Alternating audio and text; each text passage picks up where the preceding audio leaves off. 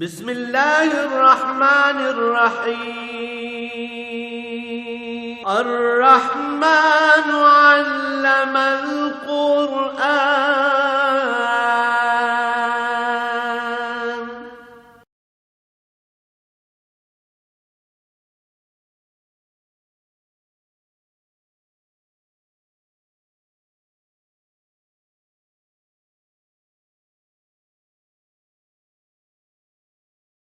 الحمد للہ رب العالمین والصلاة والسلام علی حبیبہ محمد وعلی آلہ وصحبہ اجمعین۔ اعوذ باللہ من الشیطان الرجیم، بسم اللہ الرحمن الرحیم۔ الف لام را کتاب انزلناہ الیک لتخرج الناس من الظلمات الی النور بإذن ربهم إلى صراط العزيز الحميد الله الذي له ما في السماوات وما في الأرض وويل للكافرين من عذاب شديد الذي يستحبون الحياة الدنيا على الآخرة ويصدون عن سبيل الله ويبغونها عوجا أولئك في ضلال بعيد وما ارسلنا من رسول الا بلسان قومه ليبين لهم فيضل الله من يشاء ويهدي من يشاء وهو العزيز الحكيم۔ ولقد ارسلنا موسى بآياتنا ان اخرج قومك من الظلمات الى النور وذكرهم بأيام الله ان في ذلك لآيات لكل صبار شكور۔ وَإِذْ قَالَ مُوسَىٰ لِقَوْمِهِ اذْكُرُوا نِعْمَةَ اللَّهِ عَلَيْكُمْ إِذْ أَنْجَاكُمْ مِنْ آلِ فِرْعَوْنَ يَسُومُونَكُمْ سُوءَ الْعَذَابِ يُذَبِّحُونَ أَبْنَاءَكُمْ وَيَسْتَحْيُونَ نِسَاءَكُمْ وَفِي ذَلِكُمْ بَلَاءٌ مِّن رَّبِّكُمْ عَظِيمٌ۔ اللهم سبحانك لا علم لنا إلا ما علمتنا إنك أنت العليم الحكيم۔ مولاي صل وسلم دائما أبدا على حبيبك خير الخلق كلهم۔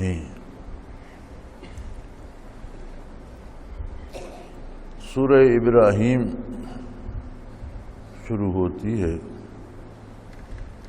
اور چونکہ اس میں آگے چل کر ابراہیم علیہ السلام کا تذکرہ ہے تو اس کو ابراہیم کا نام دیا گیا۔ یہ بھی ان صورتوں میں سے ہے جو مکہ مکرمہ میں نازل ہوئی۔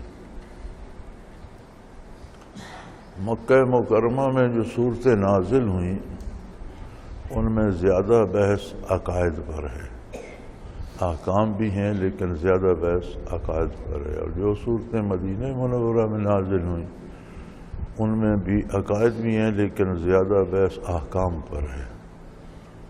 چونکہ مکہ مکرمہ میں بحث احکام کی تھی، دعوت تھی، لوگ مسلمان ہو رہے تھے، تو عقائد پہ زیادہ بحث ہے۔ مدینہ منورہ میں ایک اسلامی ریاست وجود پذیر ہو گئی تھی تو احکام پر مدنی صورتوں میں زیادہ بحث فرمائی گئی ہے۔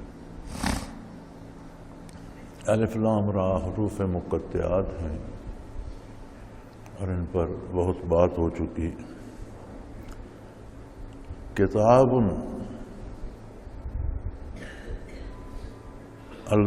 انزلناہ الیک، یہ ایک ایسی بے مثال کتاب ہے جسے ہم نے آپ پر نازل فرمایا صلی اللہ علیہ وسلم۔ کتاب اور اس کے اوصاف دنیا بھر کی کتابوں میں بے مثل اور بے مثال ہے۔ جو حقائق اس کتاب نے بیان کیے ان سب سے اس وقت دنیا ناآشنا تھی۔ ذات باری، صفات باری، آخرت، اعمال کے نتائج، ان پر مرتب ہونے والے اثرات، ساری بالتفصیل بحث فرمائی۔ عقائد پہلی کتابوں میں بھی تھے، لیکن ان کی تعلیمات معدوم ہو چکی تھیں، کتابیں نایاب ہو چکی تھیں، بدل دی گئی تھیں، تحریف ہو چکی تھی۔ یہ وہ عظیم شان کتاب ہے جس نے وہ سارے حقائق آشکارا کر دیے۔ پھر یہ وہ کتاب ہے جس نے نازل ہو کر اپنے نزول سے لے کر قیامت تک کے انسانی مسائل میں رہنمائی فرمائی۔ ایک فرد کے لیے ذاتی امور میں رہنمائی ہے، خاندانی امور میں رہنمائی ہے، ملکی اور قومی امور میں رہنمائی ہے، اور بین الاقوامی امور میں رہنمائی ہے۔ ایسی کوئی کتاب دوسری آپ کو نہیں ملے گی۔ پھر اس کے ارشادات جو ہیں وہ قول فیصل ہیں۔ جو کچھ اس کتاب میں نازل فرما دیا گیا ہے وہ قیامت تک کے لیے ناقابل تبدیل ہے۔ اس میں کوئی ترمیم نہیں ہوگی، کوئی تبدیلی نہیں ہوگی۔ دنیا میں لوگ آئیں گے، لوگ گزر جائیں گے، زمانے آئیں گے، زمانے گزر جائیں گے، ہر قوم کے اپنے تقاضے ہوں گے، ہر عہد کے اپنے تقاضے ہوں گے، ہر دور میں مختلف اشیاء ظہور پذیر ہوں گی، ذرائع بدلتے رہیں گے، انسانی ضرورتوں کی تکمیل کے ذرائع مختلف انداز میں تبدیل ہوتے رہیں گے، لیکن اس کے احکام ایسے ہیں کہ ہر حال میں ہر جگہ وہ قابل عمل ہوں گے اور وہی صحیح ہوں گے۔ کتاب یہ وہ کتاب ہے جو اپنی ذات میں اکیلی ہے، کوئی کتاب اس کی مثال نہیں ہو سکتی۔ یہ تو اس کے اثرات ہو گئے دنیاوی زندگی پر۔ اللہ کریم سے بندے کا رشتہ استوار کرنے میں یہ سراپا نور ہی نہیں ہے، بلکہ یہ اپنے پڑھنے، ماننے اور عمل کرنے والے کے دل کو بھی منور کر دیتی۔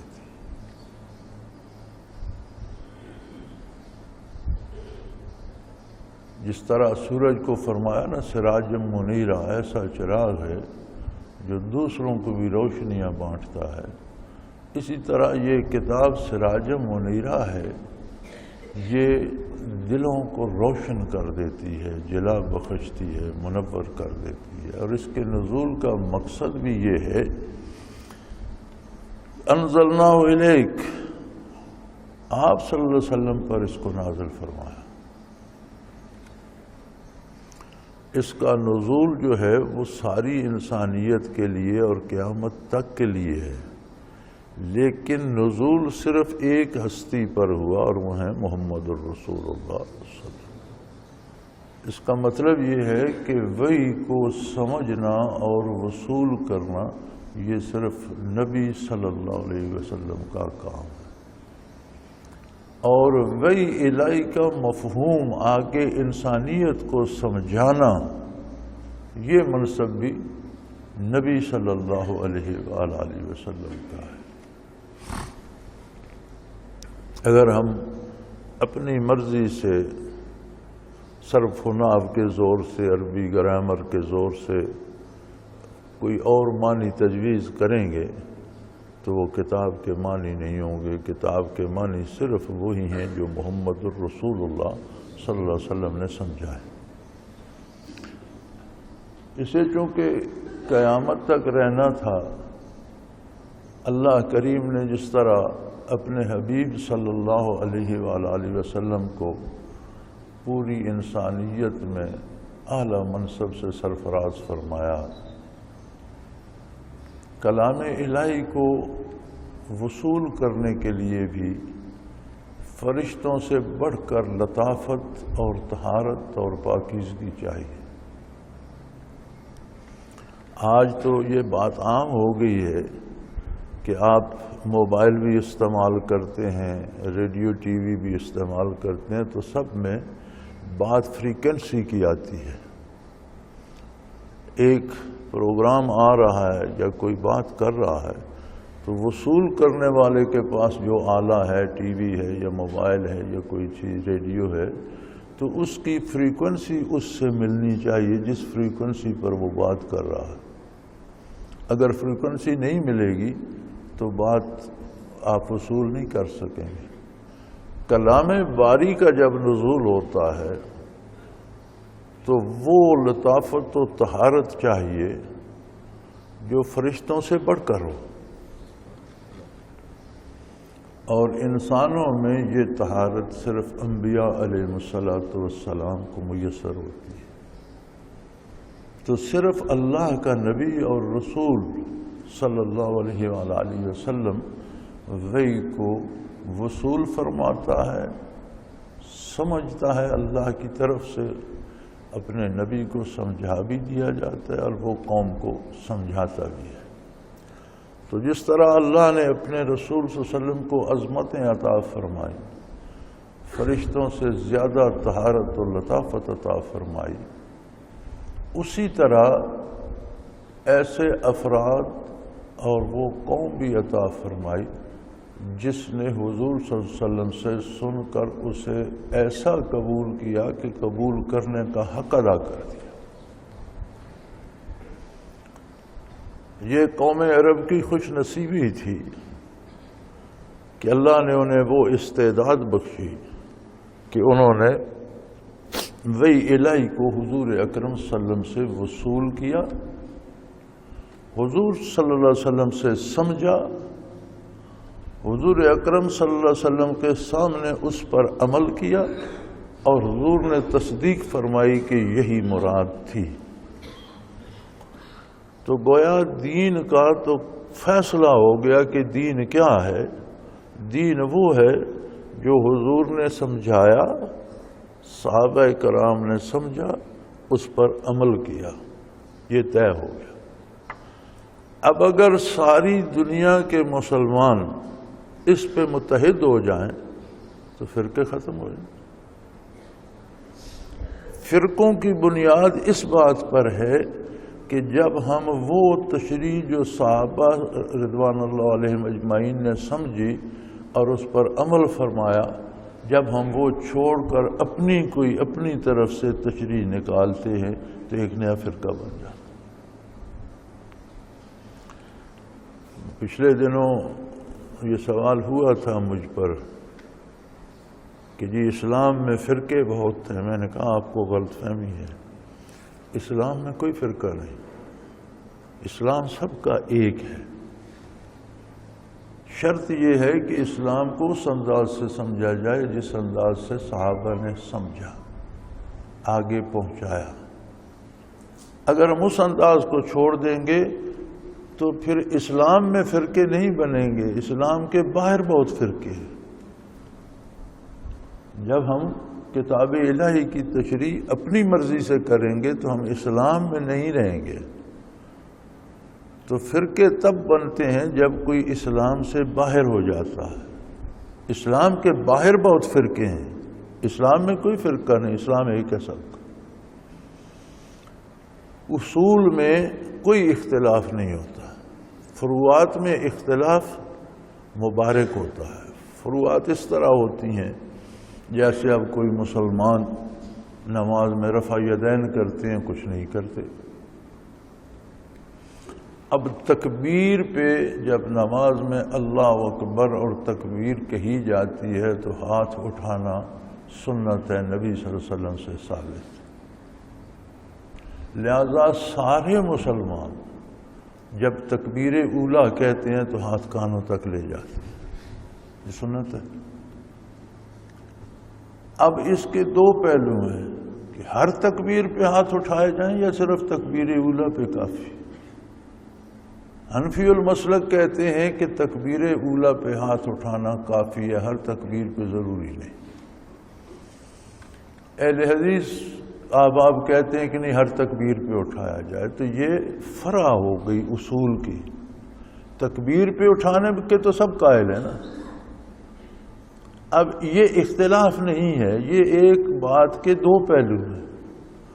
تو اگر کسی نے ہر تکبیر پہ اٹھائے، کسی نے تکبیر اولیٰ پہ اٹھائے، تو بات کے کئی پہلوؤں پر عمل ہو گیا، بات کی تشریح ہوگی، اور یہ برکت ایسا باعث برکت ہے. اس پہ لڑائی کی ضرورت نہیں ہے. باعث برکت ہے کہ جو ارشادات نبوی تھے اس کے دو پہلو تھے، تو دونوں پہلوؤں پر عمل ہو گیا. اسی طرح بعض آمین بلند آواز میں کہتے ہیں، آمین بالجہر. حرم میں ہم نمازیں پڑھتے ہیں تو بڑی سر کے ساتھ اور بڑے خوبصورت انداز سے، وہ ایک مخلوق لاکھوں لوگ ہوتے ہیں اور سارے مل کر آمین کہتے ہیں. اصول یہ ہے کہ آمین کا کہنا ضروری ہے. جب امام سورۃ فاتحہ ختم کرتا ہے تو مقتدیوں کے لیے آمین کہنا ضروری ہے. اب آگے اس کی فرع یہ ہے کہ بلند آواز میں کہی جائے یا خاموشی سے کہی جائے. تو احناف خاموشی سے کہہ لیتے ہیں، دوسرے مسالک کے لوگ بلند آواز. تو فروعات جو ہوتی ہیں وہ بات کے تمام پہلوؤں کا احاطہ کر لیتی ہیں. اسی لیے اس طرح کے جو اختلافات صحابہ کرام میں بھی تھے انہیں مشاجرات صحابہ کہا جاتا ہے. وہ اختلافات تھے، مخالفت نہیں تھی، جھگڑا نہیں تھا. مشاجرہ شجر سے ہے. جب کسی درخت کی ٹہنیاں بہت گھنی ہو جائیں اور ایک دوسرے میں گھس کر جال بنا لیں تو اسے مشاجرہ کہتے ہیں. تو صحابہ میں جو فرعی اختلافات تھے انہیں مشاجرات صحابہ کہتے ہیں کہ اس سے چھاؤں اور گھنی ہو جاتی ہے. جب درخت کی شاخیں ایک دوسرے میں الجھ جائیں تو چھاؤں زیادہ گھنی ہو جاتی ہے. تو فرمایا کہ انہوں نے بات کے ہر پہلو پر، کسی نے ایک پر عمل کر لیا، کسی نے. اسی لیے حضور اکرم صلی اللہ علیہ وسلم نے فرمایا کہ اصحابی کالنجوم فبأیہم اقتدیتم اہتدیتم او کما قال رسول اللہ صلی اللہ علیہ وسلم، کہ میرے صحابہ ستاروں کی مانند ہیں، تم جس کے پیچھے چل پڑو گے ہدایت پا جاؤ. تو یہ نہ کہنا چاہیے کہ یہ اختلاف، فروعات کا اختلاف نہیں ہوتا، بات کے ہر پہلو پہ عمل ہو جاتا ہے، باعث برکت ہوتا ہے. پھر اللہ کریم نے اپنے نبی کو اس پائے کی لطافت و طہارت عطا کی. آپ کی بعثت کے لیے ایک ایسی قوم کو پسند فرمایا جو کچھ کر سکتی تھی، جس میں فطری استعداد تھی. اگر انہوں نے مخالفت کی تو مخالفت کی بھی انتہا کر دی، اور جب انہوں نے تسلیم کیا تو ماننے کا بھی حق ادا کر دیا. گھر چھوڑ دیے، جانیں قربان کی، اولادیں قربان کی، جائیدادیں قربان کی، زندگیاں نچھاور کر کے اس پیغام کو روئے زمین پر پہنچا دیا. کیا قوم تھی کہ قرآن 23 برس نازل ہوتا رہا.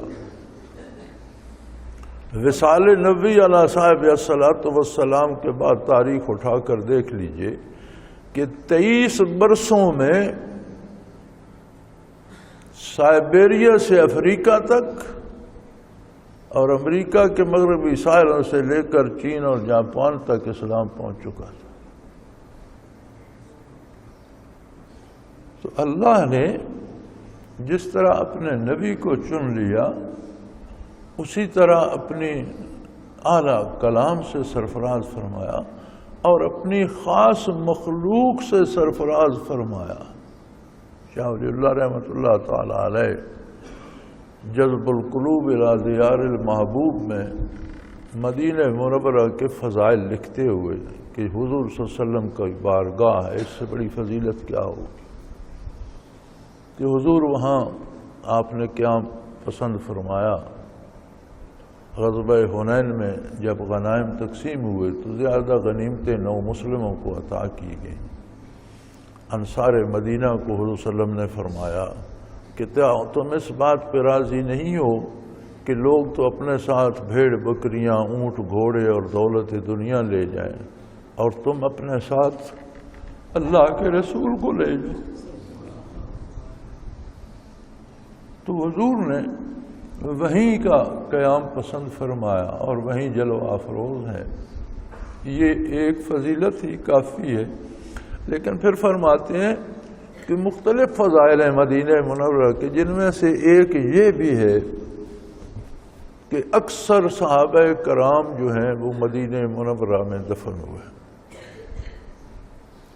تو فرماتے ہیں حدیث شریف میں موجود ہے کہ جہاں کسی کا مدفن بنتا ہے اس کی تخلیق کے لیے وہاں سے زمین کے سیل لیے جاتے ہیں بنیادی. جہاں سے وہ وجود کے بنیادی سیل آتے ہیں پھر روئے زمین سے سیل آ کر اس پر جمع ہوتے رہتے ہیں، لیکن وہ دفن وہاں ہوتا ہے. تو فرماتے ہیں صحابہ ایک قوم تھی جنہیں اللہ نے اپنی نبی کی رفاقت کے لیے خاص استعداد دے کر اور چن کر پیدا فرمایا تھا. ان کی اکثریت وہاں دفن ہے. اس کا مطلب ہے کہ مدینہ کی زمین ایسی مبارک ہے کہ اکثر کے وجود کے ابتدائی سیل وہاں سے لیے گئے. اسے فضائل مدینہ منورہ میں لکھتے ہیں اور حقیقت بھی ہے. تو صحابہ کرام کی جب بات آتی ہے تو یہ لوگ عام انسان نہیں تھے. جس طرح نبی صلی اللہ علیہ وسلم خاص تھے، جس طرح یہ کتاب خاص ہے، اسی طرح آپ کی خدمت کے لیے، آپ کے پیغام کو پہنچانے کے لیے خاص لوگ بھی اللہ نے عطا فرمائے.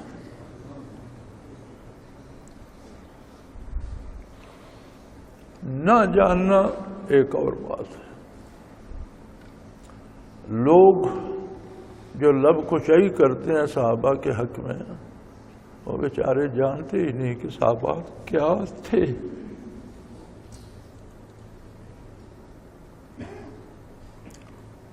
اگر بندہ نہ جانتا ہو تو اسے جواہرات بھی مل جائیں تو پتھر ہی سمجھتا ہے، اور جاننے والے پتھروں میں سے بھی کام کا کوئی پتھر نکال لیتے.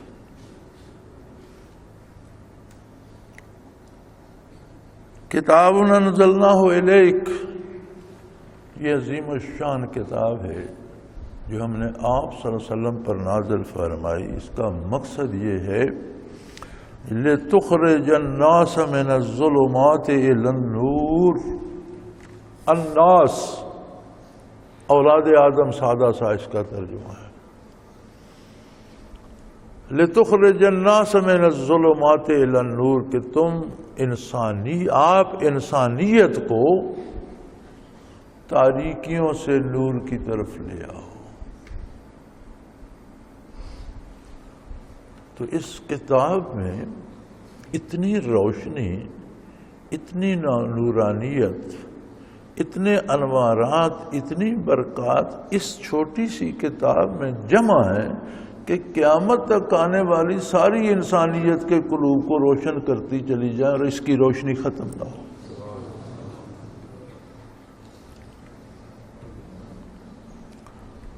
ہمیں تو دنیا اور دنیا کے مشاغل نے اتنا الجھا دیا کہ ہمارے پاس اس کتاب کو پڑھنے کی فرصت ہی نہیں. گھروں میں ہے،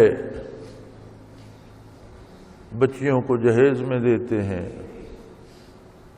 پڑھتے نہیں ہیں. ریشمی غلافوں میں، اونچے اونچے اتاقوں میں رکھتے ہیں، چومتے ہیں، ادب کرتے ہیں، اس کی طرف پیٹھ نہیں کرتے. سب اچھا ہے، لیکن اس سے مقصد تو ادا نہیں ہوتا. مقصد تو اس کا پڑھنا، سمجھنا اور عمل کرنا ہے. ہم نے اس کا استعمال، یہ کتاب حیات تھی، مردہ دلوں کو حیات نو دینا اس کا کام ہے. ہم پڑھتے ہیں کہ کوئی مر رہا ہے تو اس کے سرانے بیٹھ کر قرآن پڑھو کہ وہ آسانی سے مر جائے. کہ از یاسین او آساں بمیری، قرآن کا مصرف تم نے یہ سمجھ لیا کہ مرنے والے کے سرانے سورہ یاسین پڑھو وہ آرام سے مر جائے. یہ تو زندگی کی کتاب تھی. یہ وہ کتاب ہے کہ لوگوں کو بھٹکی ہوئی انسانیت کو، تاریکیوں میں ڈوبی ہوئی انسانیت کا کوئی علاج نہیں ہے سوائے اس کے کہ یہ اس کتاب کا نور اسے پہنچے اور وہ تاریکی سے روشنی میں آ جائے، ظلمت سے نور میں آ جائے۔ اکثریت کا مسئلہ یہ ہے کہ وہ سمجھتی نہیں مفہوم کو۔ بہت کم لوگ ہیں جو قرآن کریم پڑھیں، یہ تو یا پھر عرب خوش نصیب ہیں کہ وہ تلاوت پڑھیں یا سنیں، نماز پڑھیں یا امام کے پیچھے ہوں، تو ایک ایک لفظ ان کے دل میں اترتا جاتا ہے، انہیں پتہ ہوتا ہے ہم کیا کہہ رہے ہیں۔ ہم جو غیر عرب ہیں ہمیں پتہ نہیں ہوتا، سوائے اہل علم کے ہمیں سمجھ نہیں آتی۔ لیکن یہ عجیب کتاب ہے، اگر آپ کو اس کا مطلب سمجھ آتا ہے نور علی نور ہے، اس پہ عمل کرتے ہیں مزید نور ہے، لیکن اگر مطلب سمجھ نہیں آتا اسے پڑھتے جاتے ہیں تو اس کا نور دل میں سرائیت کرتا جاتا ہے، اس کا دل بھی منور ہو جاتا ہے جسے سمجھ نہیں آتا۔ یہ جو حروف مقطعات ہیں، اب اس میں الف لام را ہے، اس کے معنی تو کسی کو نہیں پتا، ہم میں سے تو کوئی نہیں جانتا، لیکن اس کے پڑھنے سے جو نورانیت پیدا ہوتی ہے وہ ہمارے قلوب میں بھی آ جائے۔ تو اس کا مطلب ہے کہ قرآن کی تلاوت ترجمہ سمجھے بغیر بھی کی جائے تو دل کو روشن کرتی ہے، اور دل روشن کا، زندہ دل کا نشان یہ ہے کہ اسے برائی اور گناہ کڑوا لگنے لگتا ہے اور نیکی کی طرف رغبت بڑھ جاتی ہے۔ بعض دفعہ اکثر لوگوں نے مجھ سے پوچھا، جی میرا لطیفہ تو آپ کہتے ہیں ذاکر ہو گیا تو میرا دل دھڑکتا تو نہیں؟ تو میں نے کہا یار 100 گز کی دوڑ لگا لو، دل تو دھک دھک کرنے لگ جائے گا۔ 50 گز دوڑ کر ادھر جاؤ، 50 واپس آ جاؤ تو دل تو سینے سے باہر آنا شروع۔ دل کا دھڑکنا مراد نہیں ہے، مراد ہے کہ دل زندہ ہوگا تو برائی سے بھاگے گا، دل زندہ ہوگا تو نیکی کی طرف لپکے گا۔ بیمار کو آپ کھانا دیں، دودھ دیں، اس میں چینی ڈال کے دیں، وہ کہتا ہے کڑوا ہے۔ اب کڑوا تو اس کا منہ کا ذائقہ ہے۔ جب دل زندہ نہیں ہوتا تو اسے نیکی کڑوی لگتی ہے اور برائی بھلی لگتی ہے۔ جب دل زندہ ہو جاتا ہے تو برائی کڑوی لگتی ہے اور نیکی بھلی لگتی ہے۔ تو اپنے کردار سے، اپنے دل کی پسند و ناپسند سے اس کے ہونے نہ ہونے کا اندازہ کیجیے۔ اور پھر اس کتاب کی برکات تو یہ ہے تخرج الناس، پوری انسانیت، قیامت تک آنے والی اولاد آدم کو آپ اندھیروں سے روشنی میں لے آئیں۔ بہت وسیع المفہوم آیہ کریمہ ہے، اس کے کئی پہلو ہیں۔ ایک پہلو تو زیر بحث آ گیا کہ اس کو سمجھنا حضور کا منصب ہے، سمجھانا حضور کا منصب۔ دوسرا اس کا عجیب رخ یہ ہے کہ انسانیت تو قیامت تک چلے گی، تو نبوت محمد الرسول اللہ بھی قیامت تک قائم ہے۔ جس طرح عہد نبوی میں لوگوں کو تاریکی سے نور نصیب ہوا، قیامت تک ہر کلمہ پڑھنے والے کے ہاتھ میں دامان رسالت آتا چلا جائے گا اور وہ ظلمت سے نور کی طرف آتا چلا جائے گا۔ اسی لیے آج بھی ہم پڑھتے ہیں محمد الرسول اللہ، حضرت محمد صلی اللہ علیہ وسلم اللہ کے رسول ہیں۔ قیامت تک لوگ یہی جملہ پڑھیں گے کہ حضور اللہ کے رسول ہیں۔ آج بھی آپ صلی اللہ علیہ وسلم کی رسالت و نبوت کا سورج اسی آب و تاب سے چمک رہا ہے جس آب و تاب سے عہد نبوی میں تھا، اور قیامت تک اسی طرح روشن رہے گا۔ جناب آپ کو یہ غلط فہمی ہے کہ وصال کے بعد حضور برزخ میں تشریف لے گئے، بات ختم نہیں ہوئی۔ نہیں، بات ختم ہو گئی، بات ختم نہیں ہوئی۔ بات ویسی زندہ و تابندہ اس آخری بندے تک رہے گی جس پر قیامت قائم ہو۔ لِتُخْرِجَ النَّاسَ مِنَ الظُّلُمَاتِ إِلَى النُّورِ، اور تیسری عجیب بات اس میں بڑی خوبصورت یہ ہے کہ اسی چھوٹی سی کتاب میں یہ اتنی سی بھی چھپی ہوئی ہے.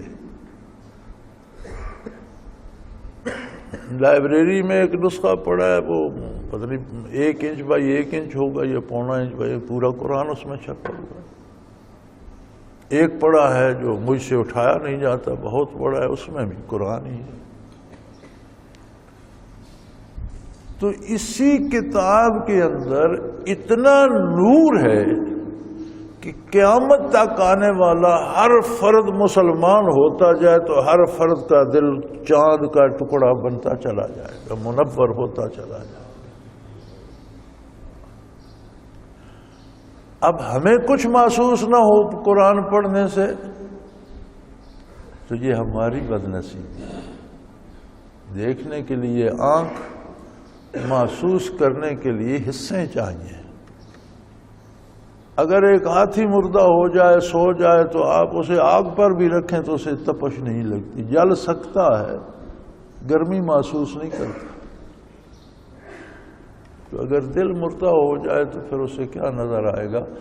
لیکن جہاں حس موجود ہے، حیات موجود ہے، تو اسی کتاب میں قیامت تک آنے والے ہر فرد کے دل کو روشن کرنے کا نور موجود ہے.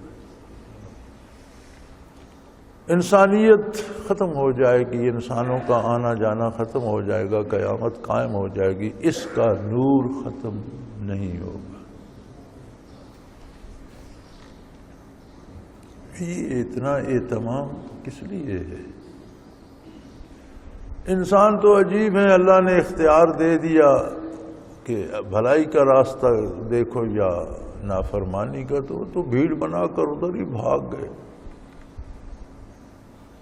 فرمایا اللہ رب ہے، ربوبیت اس کی صفت ہے. یہ ربوبیت کے کرشمے ہیں، تخلیق بھی، تربیت بھی، اسے پالنا، اس کی ضرورتیں پوری کرنا. تو جس پروردگار عالم نے انسان کو، واحد مخلوق ہے اللہ کی انسان، جس کی روح عالم امر سے. یہود کے علماء نے یہ سوال بھی مشرکین مکہ سے کے واسطے سے حضور صلی اللہ علیہ وسلم پر کیا تھا کہ روح کی حقیقت بتائیے. تو اللہ کریم نے جواب عطا فرمایا، قل الروح من امر ربی، روح میرے پروردگار کے امر میں سے ہے. وما اوتیتم من العلم الا قلیلا، تم مخلوق ہو، تخلیق میں تو تمہارے علوم کہیں تک پہنچ سکتے ہیں، لیکن جب دائرہ تخلیق ختم ہو جاتا ہے تو عالم امر شروع ہوتا ہے. عالم امر کے حقائق اس دنیاوی ذہن سے تم نہیں سمجھ سکتے، چونکہ دائرہ تخلیق سے اوپر کی بات ہے. امر اللہ کی صفت ہے. عالم امر کے حقائق اللہ کسی کو سمجھا دے، یا جب آخرت میں آؤ گے یہ دنیاوی مزاج ختم ہو جائے گا، علم اور معلومات اور ادراکات آخرت کے ہوں گے، پھر تمہیں اندازہ ہوگا کہ یہ کیا ہے. لہذا روح کے بارے اتنا فرمایا کہ یہ اللہ کے امر سے ہے. اب کیسے ہے تجلی فرمائی، کیسے تخلیق ہو، یہ فرمایا یہ باتیں تمہاری عقل سے بالاتر ہے، اس بحث میں نہ پڑھو. جو وجود خاکی ذرات لے کر اس پروردگار عالم نے تخلیق فرمایا، اس کی خدمت پر مامور عالم کو لگا دیا. سورج طلوع ہوتا ہے تو اس انسانی وجود کی خدمت کے لیے، چاند آتا ہے تو اس کی خدمت کرتا ہے، ہوائیں چلتی ہیں تو اس کی خدمت کرتی ہیں، پھل پھول اس کے لیے اگتے ہیں. دنیا کا سارا نظام وَخَلَقَ لَكُم مَّا فِي الْأَرْضِ جَمِيعًا، روئے زمین پر ساری مخلوق جو ہے صرف تمہاری خاطر ہے، تمہاری خاطر ہے. تم جانداروں کو ذبح کر کے گوشت کھا لیتے ہو، کھال کے جوتے بنا لیتے ہو، اور تمہیں ثواب بھی ملتا ہے کہ اللہ کے نام پر ذبح کیا، بسم اللہ پڑھ کے حلال رزق کھایا. کمال ہے کسی کی جان گئی آپ کی ادا ٹھہری. ایک جاندار کی جان گئی، اس کی کھال کے، اس سے زیادہ کسی پر زیادتی کیا کرو گے کہ اسے مار کر اس کی کھال کے جوتے بھی بنا لو. لیکن مزے کی بات یہ، وہ فرماتا ہے میں نے پیدا ہی تمہاری خدمت کے لیے کیا تھا، تم نے اچھا کیا، میرے نام پر ذبح کیا، میرے نام سے کھایا، میرے نام پر جوتے بنا کر پہنے، میرا شکر ادا کیا، اس کے پیدا کرنے کا مقصد ادا ہو گیا۔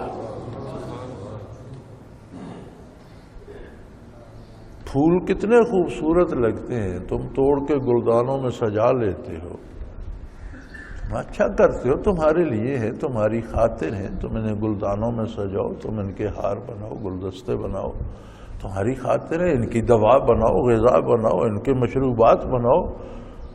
ایک شرط ہے، یہ بات یاد رکھو کہ جس نے تمہیں پیدا کیا انہیں بھی اسی نے پیدا کیا، اس کے نام پر استعمال کر سکتے ہو، ناشکری کر کے کرو گے تو پھر میں نبٹ لوں گا، میں حساب لوں گا۔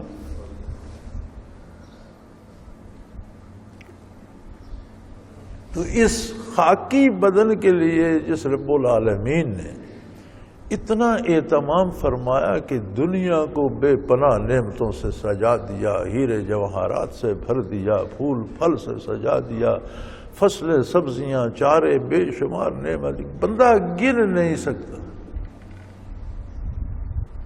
شمار نہیں کر سکتا۔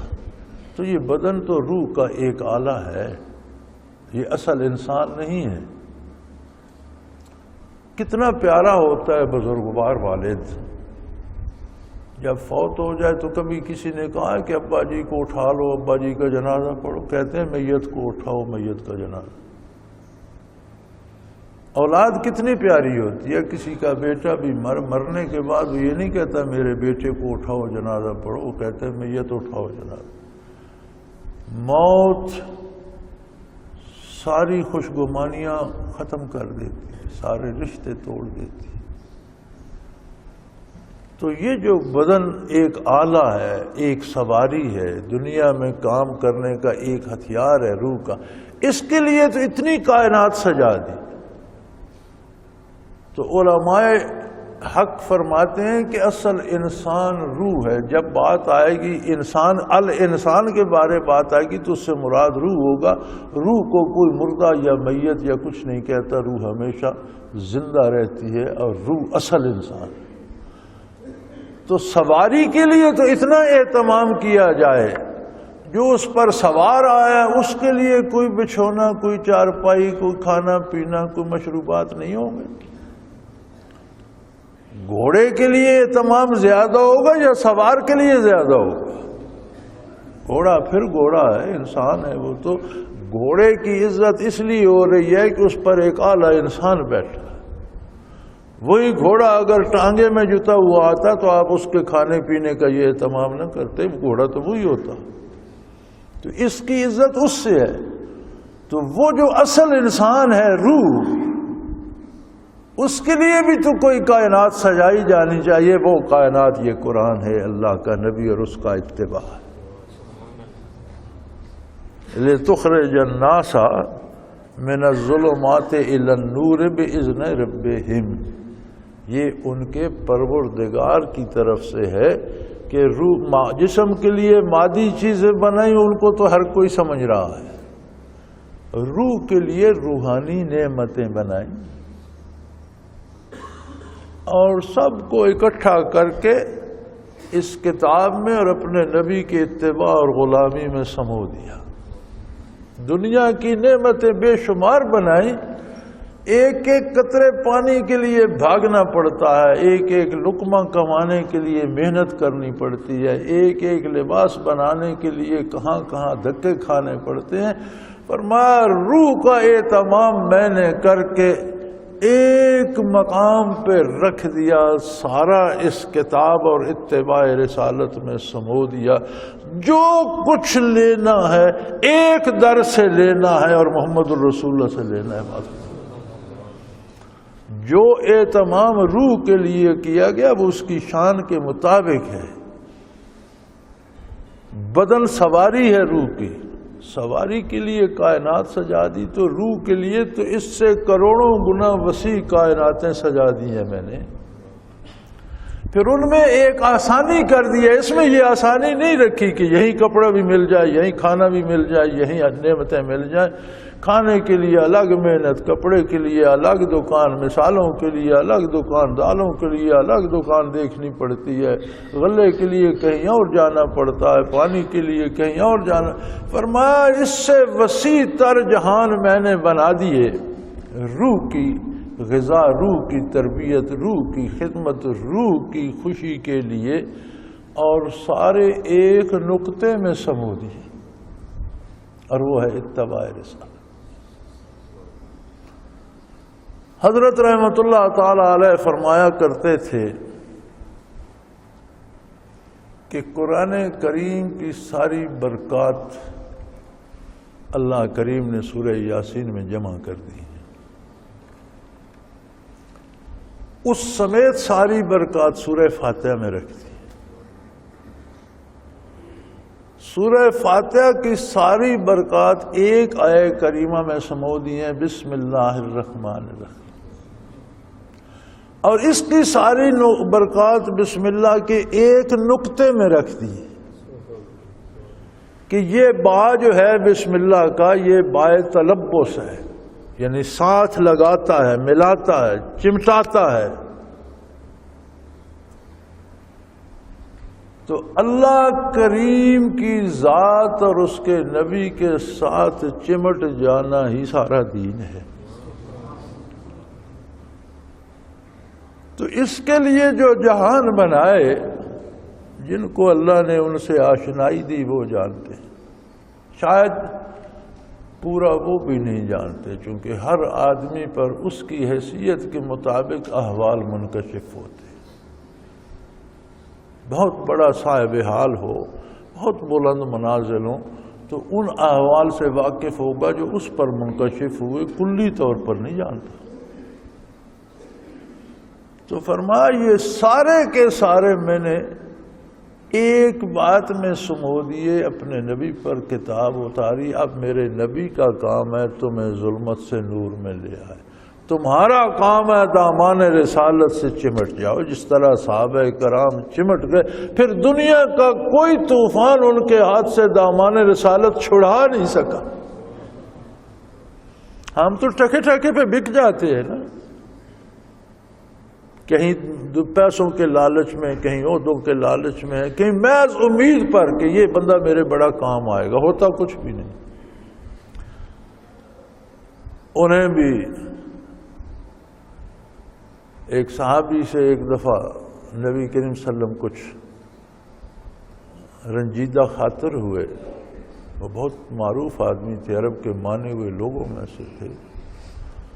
عیسائی بادشاہ تک بات پہنچی تو اس نے اپنا خاص قاصد بھیجا اور چٹھی لکھ کر بھیجی کہ انہیں جا کر دینا اور انہیں کہنا کہ سنا ہے کہ تمہارے صاحب تم سے خفا ہیں، میرے پاس آ جاؤ، میرے دربار میں سب سے اعلیٰ مرتبہ تمہارا انتظار کر۔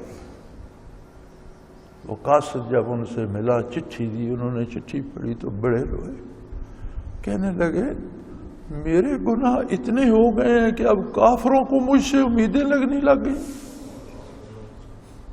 اس قاصد کے سامنے چٹھی کو تنور میں پھینکا اور اسے کہنا میرا یہی جواب ہے، جا کر دے دو۔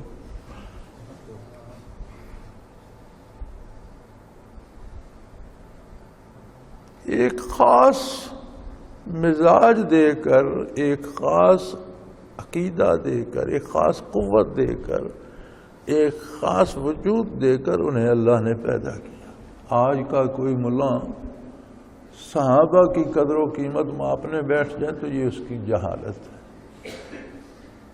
میں، آپ یا کوئی عالم ان کی قد کا اندازہ نہیں کر سکتا۔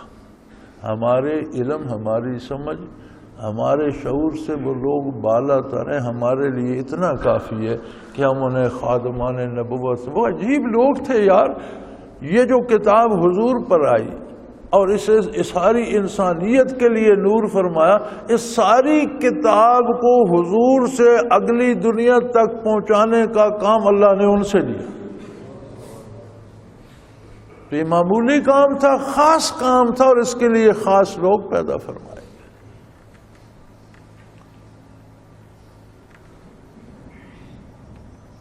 اور یہ اللہ کے حکم سے تھا۔ اللہ پروردگار ہے، رب ہے، جس نے وجود کی تربیت کے لیے اتنی نعمتیں بنائی، اس نے روح کی تربیت کے لیے بھی کئی عالم سجا دیے، کئی جہان سجا دیے۔ الی صراط العزیز الحمید، قابل تعریف اور ہر چیز، ہر شے، ہر ذات پہ غالب اللہ کی راہ کے لیے۔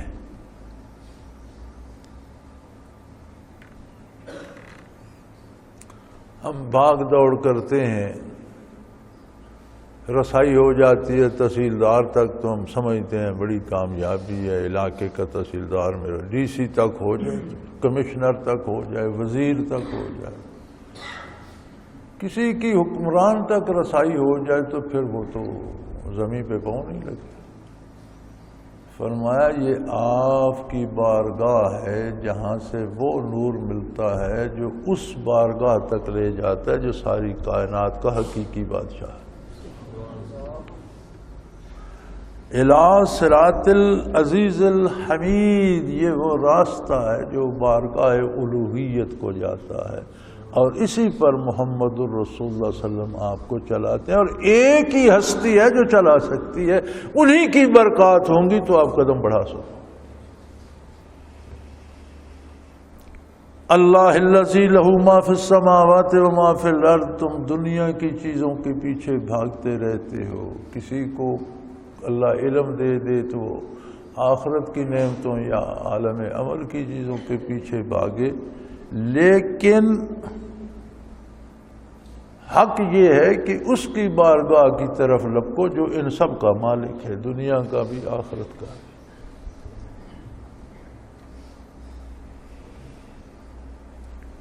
سلطان محمود غزنوی رحمۃ اللہ تعالی علیہ کو جو میں کہہ رہا ہوں یہ لکھا جائے گا، کتاب بن جائے گی انشاءاللہ، تو ہمارے دانشور بڑے خفا ہوں گے۔ آپ نے ٹیلی ویژن پر دیکھا ہوگا یہ مسلمان حکمرانوں کا مذاق اڑاتے ہیں، کافروں کا احترام کرتے ہیں، بلکہ آج کل ایک وہ بھانڈوں کا پروگرام لگا ہوتا ہے تو اس میں انہوں نے ایک میراشی کو بنایا، وہ ہوتا ہے مغل حکمران اور مغلوں کی نقلیں اتار رہے ہوتے ہیں، اور یہ وہی حکمران ہیں جب ان کے باپ دادے ان کا پانی بھرنا بھی سعادت سمجھتے تھے، تو آج کے یہ لونڈے مذاق اڑاتے ہیں۔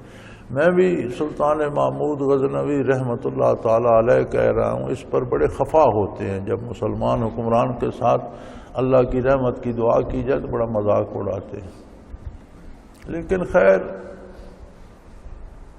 دیوانوں کی ہاؤ ہو سے کیا ہوتا ہے، حقائق اپنی جگہ رہتے ہیں۔ انہیں سلطان مرحوم کو ایاز سے بڑا پیار تھا، بہت قدر کرتے تھے اس کی، حالانکہ اسے کہیں جنگل سے ایک چرواہے کو پایا اور پسند آ گیا، اپنا مقرب بنا لیا، ساتھ رکھ لیا۔ کسی امیر نے اعتراض کیا کہ ہمارے باپ دادا، آپ کے باپ دادا کی سلطنت کے خادم آ رہے ہیں، سلطان سبکتگین سے ہمارے باپ دادا خادم تھے، جرنیل تھے، فتوحات کی لڑائیاں لڑیں، جنگیں لڑیں، زخم کھائے، شہید مارے گئے، ہم آپ کے ساتھ جب سے آپ برسر اقتدار آئے ہیں خدمت ادا، تو عزت اس کی ہم سے زیادہ ہوتی، تو اس نے کیا کیا، کون سا میدان فتح؟ سلطان خاموش رہے، کسی فتح سے پلٹے تو انہوں نے اعلان کر دیا کہ مختلف چیزیں لکھ کر اس پر تختوں پر دربار کی ساری دیواریں سجا دی جائیں، گھوڑے، زمینیں، جاگیریں، دولت، اشرفیاں، اسلحہ، ہاتھی، جواہرات، بہترین لباس، ایک ایک چیز الگ الگ لکھ کر دیواروں پہ سجا دی۔ اہل دربار کو بلایا گیا اور بادشاہ نے فرمایا فتح کی خوشی میں مختلف چیزیں جو ہیں ساری جاگیریں، دولت، انعامات میں نے لکھ کر لگا دیے ہیں، اب تم لوگوں کو، جرنیلوں کو، اہل دربار کو اجازت ہے جسے جو چیز پسند ہو وہ اپنا کاغذ اتار لو، وہ اسے مل جائے۔ سب اپنی اپنی پسند کی چیزوں کی طرف لپکے، کسی کو اسلحہ پسند تھا، کسی گھوڑے پسند تھے، کسی جاگیر پسند تھی، کسی کو بنا بنایا محل پسند تھا، کسی کو کنیزیں پسند تھیں، کسی کو جواہرات پسند تھے، کسی کو کوئی چیز اپنی اپنی پسند۔ ایاز اٹھا اور اس نے سلطان کے کندھے پہ ہاتھ رکھ دیا کہ مجھے تو اور کچھ نہیں چاہیے، مجھے تو سلطان چاہیے۔ اس وقت اس نے اس درباری کو کہا کہ یہ تمہاری بات کا جواب ہے، اس لیے میں اسے پسند نہیں کرتا کہ یہ بہت لڑاکا ہے یا یہ بہت جنگیں لڑا ہے، میں اسے اس لیے پسند کرتا ہوں کہ میں اس کی پسند ہوں، اس کی زندگی میرے ساتھ۔ اللہ کریم بھی فرما رہے ہیں کہ یہ وہ راستہ ہے، صراط العزیز الحمید اللہ الذی لہ ما فی السماوات و ما فی الارض، یہ راستہ ہے کہ کائنات کی نعمتوں پہ شائدہ ہونے والوں ان نعمتوں کے خالق اور مالک کی طرف لے جاتا ہے۔ تم اس بارگاہ میں پہنچ جاتے ہو جہاں سب نعمتیں بنتی اور بٹتی ہیں۔ ویل للکافرین، برباد ہو گئے جنہوں نے ان حقائق کا انکار کر دیا، تباہ ہو گئے، ککھ نہیں بچا ان کا۔ ویل کا ترجمہ بنتا ہے پنجابی میں اگر کیا جائے تو ایک پنجابی محاورہ ہے کہ فلانے دیتے جی ہل پھر گئی ہے، یعنی بربادی کی حد ہو گئی، چیلیں اڑ رہی ہیں اس پر، یہ پنجابی کا محاورہ ہے۔ تو ویل للکافرین، ککھ نہیں بچا کافروں کا، تباہی کی انتہا کو پہنچ گئے، من عذاب شدید، کہ اتنے کرم کے ہوتے ہوئے وہ عذاب شدید میں غرق ہو۔ سامنے راستے دو آ جائیں، ایک طرف جہنم اور اس کے عذاب ہے اور دوسری طرف اللہ کی رضا اور اس کی جنت اور اس کی نعمتیں، تو جو پھر جہنم میں اسے چھوڑ کر جائے بلکہ ہاتھ چھڑا کر جائے، اس سے بڑا بد نصیب کون ہو؟ تو اللہ یہ کفر کی طرف کیوں جاتے ہیں؟ بات تو سامنے نظر آ رہی ہے، واضح ہے۔ اصدق الصادقین اللہ کا نبی بتا رہا ہے، اللہ کی کتاب بتا رہی ہے، اللہ کے بندے بتا رہے ہیں۔ فرمایا الذین یستحبون الحیات الدنیا علی الآخرہ، یہ وہ بے وقوف ہیں جنہوں نے مادی دنیا کی لذات کو آخرت پر فوقیت دے دی۔ اب دو حصے ہیں بندے میں، ایک بدن کی ہے ظاہر کی اور ایک روح کی ہے۔ اگر روح زندہ ہو اور اسے ذکر الہی کی غذا ملے اور برکات نبوت پہنچے تو وہ غالب آ جائے مادی جسم کی جو خواہشات ہیں ان پر، تو اس کی خواہش قرب الہی کی ہوتی ہے۔ اور اگر روح غذا سے محروم ہو جائے، نیم مردہ ہو جائے یا کفر میں چلی جائے، مر جائے، روح کی موت کفر ہوتا ہے، روح پر موت نہیں آتی لیکن کفر موت ہی کی طرح روح کو بے حس کر دیتا ہے، تو پھر اس کے سامنے مادی دنیا رہ جاتی ہے، آخرت کی پرواہ نہیں کرتا۔ تو فرمایا یہ مصیبت کہ ان کی جو محبت تھی جو آخرت کے ساتھ بھی ہو سکتی تھی، خود میری ذات کے ساتھ بھی ہو سکتی تھی، اس کا رخ مادی چیزوں کی طرف پھر گیا، چند سکوں کی طرف، چند مکانوں کی طرف، چند عہدوں کی طرف۔ یستحبون الحیات الدنیا علی الآخرہ، انہوں نے آخرت کے بدلے دنیاوی لذات کو پسند کر لیا، اس کی محبت میں گرفتار ہو گئے اور وہ محبت انہیں کفر تک اور تباہی تک لے گئی۔ اب یہ تباہی کے اس کنارے پہ کھڑے ہیں کہ نہ صرف خود اللہ کی اطاعت چھوڑ دیے، وَيَصُدُّونَ عَن سَبِيلِ اللَّهِ، دوسروں کو بھی اللہ کی راہ سے روکنے پہ زور لگا رہے ہیں۔ کافر دنیا کے سارے ذرائع ابلاغ، کافر دنیا کے سارے اجلاس، کافر دنیا کی ملاقات اور خرید و فروخت میں بھی یہ بہانے پنہاں ہوتے ہیں کہ انہیں اللہ سے دور کیا جائے. وَيَصُدُّونَ عَنْ سَبِيلِ اللَّهِ. اب یہ اتنے دور جا چکے ہیں کہ یہ نہیں کہ خود واپس نہیں آتے، دوسروں کو بھی ادھر کھینچ رہے ہیں. وَيَبْغُونَهَا عِوَجًا. اور ہمیشہ ٹیڑھا پن تلاش کرتے ہیں، یعنی انہیں اللہ کے رسول پہ بھی اعتراض ہی آتے ہیں، انہیں اللہ کی وحی پہ بھی اعتراض سوچتے ہیں، انہیں اللہ کی کتاب پہ بھی اعتراض سوچتے ہیں. ٹیڑھا پن ان کی آنکھوں میں ہے، اس کا ادراک نہیں کرتے. کہتے ہیں سامنے والا مکان ٹیڑھا ہے، یہ نہیں سمجھتے کہ تمہاری نگاہ بھینگی ہو گئی ہے. اولئک فی ضلال بعید. یہ بہت دور کی گمراہی میں جا پڑے. اعتراض کرتے ہیں کہ عربی تو عام زبان تھی ہر ایک کی، ہر آدمی کے میں چھوٹا بڑا مومن کافر جو بھی عرب میں رہتا تھا سارے عربی سمجھتے تھے. قرآن کا عربی میں آنا کیا مطلب؟ اگر یہ اتنی مقدس کتاب تھی، اتنی بڑی کتاب تھی، تو کسی اور فرشتوں کی زبان میں نازل ہوتی، کسی اور طرح سے آتی. عربی تو ہر آدمی کی زبان ہے، بولتا ہے. تو فرمایا یہ بے وقوف یہ نہیں سمجھتے وَمَا أَرْسَلْنَا مِن رَّسُولٍ إِلَّا بِلِسَانِ قَوْمِهِ لِيُبَيِّنَ لَهُمْ. کہ ہر نبی جس قوم میں مبعوث ہوا اسی قوم کی قومی زبان میں اس پر تعلیمات باری نازل کی گئی. لِيُبَيِّنَ لَهُمْ. تاکہ لوگ اچھی طرح سمجھ سکیں، ان پر اچھی طرح بیان فرما سکیں. اگر قرآن کسی اور زبان میں نازل ہوتا، پھر عربوں کو اس کا ترجمہ کر کے سمجھایا جاتا، تو ترجمے اور اصل کلام میں بڑا فرق ہوتا ہے. پہلی بات تو ترجمے میں یہ مشکل ہوتی ہے کہ جو کچھ کہنے والے نے اپنے جملے میں کہا ہے بعین ہی وہ بات آگے پہنچائی جائے. یہ مشکل ترین کام ہے ترجمے کا. اکثر ترجمے ہم جب کرتے ہیں تو ما لا یرضی بہ القائل، ہم وہ بات لکھ دیتے ہیں جو کہنے والے نے کہی نہیں ہوتی، ہم نے صرف سمجھی ہوتی ہے اپنی کوتاہی کی وجہ سے.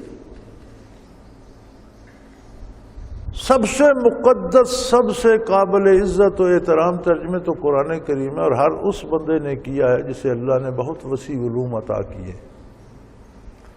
آپ 5 6 7 ترجمے اکٹھے کر کے پڑھیے تو اکثر الفاظ کے مفاہیم مختلف ترجموں میں مختلف ہوں.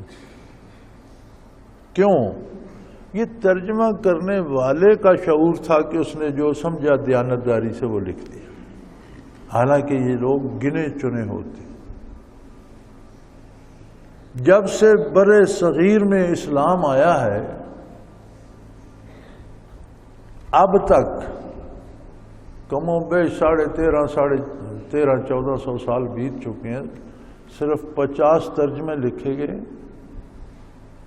اور وہ 50 آج ملتے نہیں ہیں. تاریخ میں حوالہ ملتا ہے کہ آج تک 50 ترجمے کیے گئے، 5 یا 7 یا 8 آپ کو مل جائیں گے بازار میں، باقی ختم ہو گئے مرور زمانہ کے ساتھ.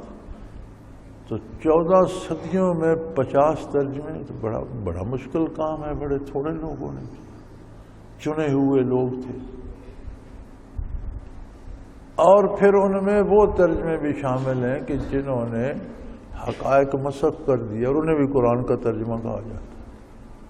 اور اب تو آ کے قادیانیوں نے بھی ایک ترجمہ کر دیا جو دھرے سے اکھڑے ہوئے ہیں، یعنی بنیاد سے اکھڑے ہوئے ہیں، تو وہ کسی کو ترجمہ کیا. تو ترجمے میں مشکل یہ ہوتی ہے کہ جو کچھ کہنے والے کا مقصد جو اس نے کہا ہے وہ پہنچا دیا جائے.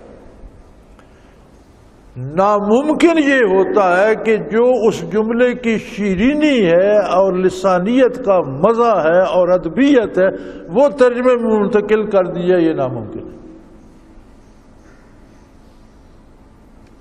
آپ اردو کا شعر سنتے ہیں، اس کی انگریزی بنا لیں، فارسی بنا لیں، شاید اس کا ترجمہ پہنچا دیں، لیکن جو اس میں لذت ہے، وہ کیف ہے، وہ نہیں پہنچا سکتے. تو قرآن کریم کے ترجمے تو ہوئے، لیکن جو سرور، جو روانی، جو لطف، جو کیف عربی میں ہے وہ دوسری زبان میں منتقل نہیں ہو سکتا۔ بڑا کامیاب کوئی ترجمہ نگار ہوگا کہ جو الفاظ کا مفہوم وہی بتا دے جو حضور نے بتایا، یہ اعلیٰ ترین ترجمہ۔ لیکن عربی کی روانی، اس کی لسانی زیر و بم، اس میں لذات و کیفیات، اس جملے کی ادائیگی کا زیر و بم اور لطافتیں یہ ترجمے میں آ سکتی ہیں بھلا؟ تو فرمایا ما ارسلنا من رسول الا بلسان قومہ لیبین لہم، جتنے انبیاء پہلے آئے جس قوم میں مبعوث ہوئی اسی قومی زبان میں ان پر کتاب نازل کی گئی کہ سب سے پہلے سننے والے اور آگے پہنچانے والے تو اس کے مفہوم اور اس کے زیر و بم، اس کی کیفیات اور اس کی لذتوں سے آشنا تو ہوں کہ آگے پہنچا سکے۔ تو اگر اس قوم کو ہی ترجمہ سننا پڑے تو وہ جو لذتیں اس کلام میں ہیں، وہ جو کیفیات اور زیر و بم اس کلام میں، وہ تو رہ جب وہ خود پہلوں سے رہ جائیں گے تو آگے کیا پہنچے گا؟ تو ان جاہلوں کا یہ اعتراض کہ قرآن عربی میں کیوں ہے، اس کی کوئی حیثیت نہیں ہے۔ آپ سے پہلے بھی جو رسول اور نبی مبعوث ہوئے جن پر کتابیں نازل ہوئی وہ اسی زبان میں ہوئی جس قوم میں وہ مبعوث ہوئے اور قوم کی جو قومی زبان تھی۔ آپ عربوں میں مبعوث ہوئے، یہ خوش نصیبی ان کی تھی، انہی کی قومی زبان میں آپ پر کتاب بھی نازل کی گئی اور ہمیشہ کے لیے اسی زبان کو چن بھی لیا گیا۔ قیامت کی زبان بھی یہی ہے، آخرت کی بھی، اور اہل جنت کی زبان بھی یہی ہے۔ یہ اس لیے ہے کہ لیبین لہم کہ پہلے سامعین جو ہیں جنہوں نے نبی سے بات کو آگے پہنچانا ہے، اگر انہیں ہی ترجمہ ملے، اصل بات نہ ملے تو آگے کا پہنچا۔ لہذا جس قوم میں نبی مبعوث ہوا اسی قومی زبان میں اس کو کتاب عطا فرمائی گئی۔ لیکن یہ اللہ کی تقسیم ہے، ہدایت اور گمراہی کا تعلق اس کیفیت پر ہے جو کسی بندے کے دل کی اللہ کے ساتھ ہے، اس پہ نتائج مرتب ہوتے ہیں۔ اگر اس کی زیادہ ہے کیفیت اللہ کی طرف تو اس پہ زیادہ ہدایت مرتب ہوتی ہے، کم ہے تو کم ہوتی ہے۔ اگر اس کی قلبی رجحان اللہ سے دوسری طرف اور دنیا کی طرف اور لذات کی طرف ہے تو اس پہ گمراہی مرتب ہو جاتی ہے۔ فَيُضِلُّ اللَّهُ مَن يَشَاءُ وَيَهْدِي مَن يَشَاءُ، اللہ جسے چاہتے ہیں گمراہ کر دیتے ہیں، جسے چاہتے ہیں ہدایت دے دیتے ہیں۔ یہ تو بندے اور اللہ کا معاملہ ہے۔ جو کچھ بندے کے دل میں ہے اس پہ نتائج مرتب ہوتے ہیں۔ اگر کوئی آم کا پودا لگاتا ہے تو اس پہ آم لگتے ہیں، اور اگر کوئی مرچوں کا لگاتا ہے تو اس پہ مرچیں لگتی ہیں۔ یہ تو اللہ کا نظام ہے۔ اب اس کے دل میں جو ہے اس کا رد عمل ہوتا ہے، اسے ہدایت ملتی ہے یا گمراہی۔ وَهُوَ الْعَزِيزُ الْحَكِيمُ، وہ غالب ہے، طاقت والا ہے، جو چاہتا ہے کرتا ہے، لیکن اندھا دھند نہیں کرتا۔ وہ حکیم ہے، اس کی حکمت کے تقاضے ہیں، ان کے مطابق سارے کام ہوتے ہیں۔ وَلَقَدْ أَرْسَلْنَا مُوسَىٰ بِآيَاتِنَا أَنِ اخْرِجْ قَوْمَكَ مِنَ الظُّلُمَاتِ إِلَى النُّورِ، ہم نے تو موسیٰ علیہ السلام کو بھی اپنے معجزات عطا فرما کر اسی مقصد کے لیے مبعوث فرمایا تھا کہ اپنی قوم کو تاریکیوں سے نور کی طرف لے آئے، نکالیں ان کو ظلمات سے اور نور کی طرف لے آئے۔ اب اللہ کے نبی کا کام، منصب نبوت یہ ہے کہ وہ اللہ کے کلام کا ڈول ڈالے، اور جو تاریکی کے کنویں میں پڑے ہیں وہ اپنے آپ کو اس ڈول میں ڈالیں اور وہ انہیں کھینچ کر سورج کے سامنے روشنی پہ لے آئے۔ اب اللہ کا نبی ڈول بھی ڈالے، پکارے بھی، سوا وہ کہتے ہیں نہیں ہم تو اس میں نہیں بیٹھیں گے، تو نہیں بیٹھیں گے تو پھر تاریکی میں رہو۔ وَذَكِّرْهُمْ بِأَيَّامِ اللَّهِ، اور اپنی قوم کو اللہ کے احسانات بھی گنوائیے کہ انہیں اللہ نے کنعان سے کے جنگلوں سے اور دیہات سے اٹھا کر مصر میں جگہ دی، اور مصر کی ساری سلطنت ان کے سپرد کر دی۔ مصر کے رہنے والی اقوام ان کی تابع ہو گئیں اور وہ ان کے حکمران ہو گئے۔ تو اس عظمت کو انہوں نے کیوں کھو دیا کہ آج وہ قبطیوں کے غلام ہیں اور فرعون ان پر مسلط ہیں؟ یہ وہاں سے یہاں تک کیسے پہنچے؟ انہیں یاد دلائیے کہ اللہ نے تو تمہیں ان بلندیوں پہ بٹھایا تھا اور تم کھسکتے کھسکتے ان رذالتوں میں آ گئے، تو کم از کم اب تو ان سے واپس ہو۔ ان بلندیوں پر کس وجہ سے بیٹھے تھے؟ یوسف علیہ السلام کی وجہ سے، اللہ کے نبی کی برکت سے۔ آج پھر اللہ کے نبی کا دامن تھام لو کہ ان ذلتوں سے نکل آ جاؤ۔ وذکرہم بایام اللہ، نے اللہ کے احسانات یاد دلائیے اور انہیں یہ یاد کرائیے کہ تم کس وجہ سے سر بلند تھے، آج تم سر نگوں کیوں ہو؟ پھر اللہ نے مجھے نبوت دی ہے، آج پھر میرا دامن پکڑ لو کہ اللہ تمہیں ان ذلتوں سے نکال لے۔ ان فی ذلک لآیات لکل صبار شکور، ان سب باتوں میں بڑے دلائل ہیں، لیکن ان لوگوں کے لیے جو جھپٹتے نہیں، جلد بازی میں فیصلے نہیں کرتے، صبر کرتے ہیں، سکون سے چیزوں کی نیک و بد کا جائزہ لیتے ہیں اور پھر بھلائی کی طرف فیصلہ کرتے ہیں، اور ان میں جذبہ شکر بھی ہوتا ہے، اللہ کے مشکور اور ممنون ہوتے ہیں کہ اے اللہ تیرا شکر ہے کہ تو نے نبی مبعوث فرما کر ہمیں یہ آسان راستہ دے دیا کہ ہم ایک جملہ کہہ کر ساری طرح کے کفر اور گناہوں سے نکل کر اللہ کے نور کی روشنی میں آ گئے۔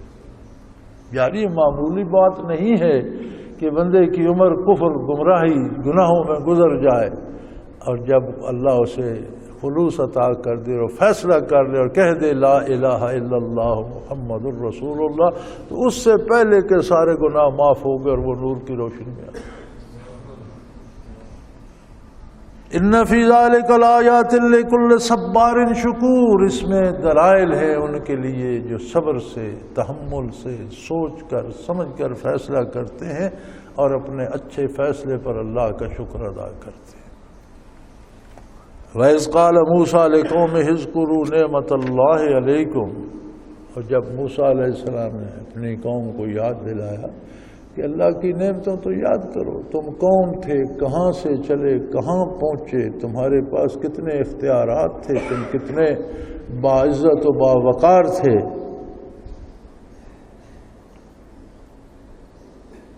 اور اب پھر جب اللہ نے مجھے مبعوث فرمایا تو کن ذلتوں میں تم گر چکے تھے جن سے تمہیں اس نے نکال لیا۔ جو روحانی دلدل اور روحانی ظلمت اور جو روحانی پستی تھی، اس سے تو تم نکلے ہی، دنیاوی تکلیفوں سے بھی نکل گئے۔ اذ انجاکم من آل فرعون، جب تمہیں اللہ نے فرعونیوں سے نجات دے دی تو تم دنیا کی ذلتوں سے بھی نکل گئے۔ وہ تمہارے ساتھ کرتے کیا تھے؟ یسومونکم سوء العذاب، وہ تو تمہیں طرح طرح کے عذاب دیتے تھے، دن بھر تم سے بگاڑ لیتے تھے اور چاپکوں سے مار مار کر تم سے کام کراتے تھے، اور اس سے بھی بڑا عذاب یہ تھا یذبحون ابناءکم ویستحیون نساءکم، تمہارے بیٹے ہوتے تو انہیں قتل کر دیتے اور بیٹیاں ہوتی ہیں تو اپنی خدمت کے لیے انہیں زندہ رہنے دیتے۔ اب اس سے بڑا عذاب کیا ہوگا کہ تم اپنے بچوں کا تحفظ بھی نہیں کر سکتے تھے، ماؤں کی گود سے لے کر تلواروں پہ اچھال دیتے تھے۔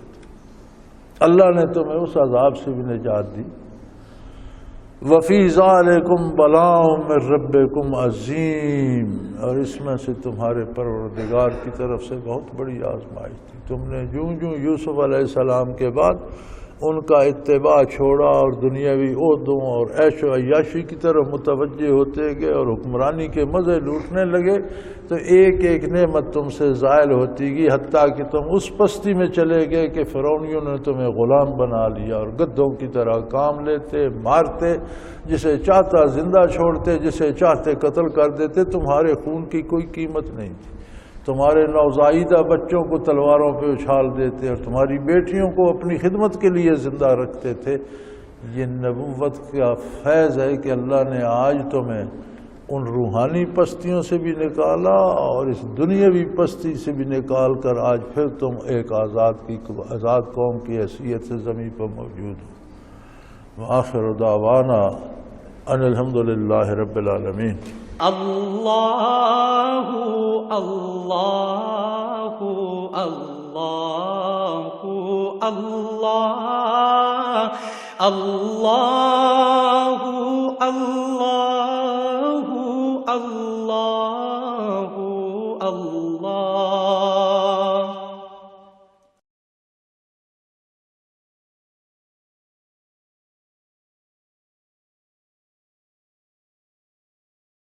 سال سے قرآن و حدیث کے اوپر خطابات کر رہے ہیں اور سلسلہ نقشبندیہ اویسیہ کے مطابق لوگوں کو ذکر الہی کی تربیت دے رہے ہیں۔ وہ قرآن پاک کی تفسیر ترتیب وار بیان کر رہے ہیں۔ تفسیر قرآن کو وہ موجودہ ملکی اور بین الاقوامی حالات کے مطابق بیان کرتے ہیں۔ موٹر وے سے کلر کہار کے انٹرچینج سے نکلتے ہوئے کلر کہار کی جھیل سے ہوتے ہوئے میانی، بوچھال اور نور پور سے گزرتے ہوئے دارالعرفان منارہ پہنچ سکتے ہیں۔ حضرت امیر محمد اکرم آوان نے بچیوں اور بچوں کی دینی اور دنیاوی تعلیم کے لیے سقارہ اکیڈمی کے نام سے ایک درسگاہ بھی قائم کی ہے، جس کا افتتاح ملک پاکستان کے صدر جنرل محمد ضیاء الحق نے اپنے دست مبارک سے کیا تھا۔ وہ تمام احباب جو اسلام کی طلب رکھتے ہیں ان سے گزارش ہے کہ دارالعرفان منارہ ضلع چکوال میں امیر محمد اکرم آوان صاحب کے خطابات سے مستفید ہوں۔ وہ ہر جمعے کو نماز سے پہلے بیان فرماتے ہیں۔ ہر ماہ کی پہلی اتوار کو ماہانہ اجتماع ہوتا ہے جس میں آپ خصوصی خطاب فرماتے ہیں اور پاکستان کے چاروں صوبوں سے احباب اس اجتماع میں شرکت کرتے ہیں۔ اس کے علاوہ یہاں سال میں 2 مرکزی اجتماعات بھی ہوتے ہیں، ایک رمضان المبارک میں اعتکاف کا اجتماع اور دوسرا جولائی اور اگست میں 40 دن کا اجتماع ہوتا ہے جس میں روحانی تربیت کی جاتی ہے۔ اپنا خون سیماب دے کر اتنا ہم کر جائیں گے، نام آقا کا چمن میں پھر رقم کر جائیں گے۔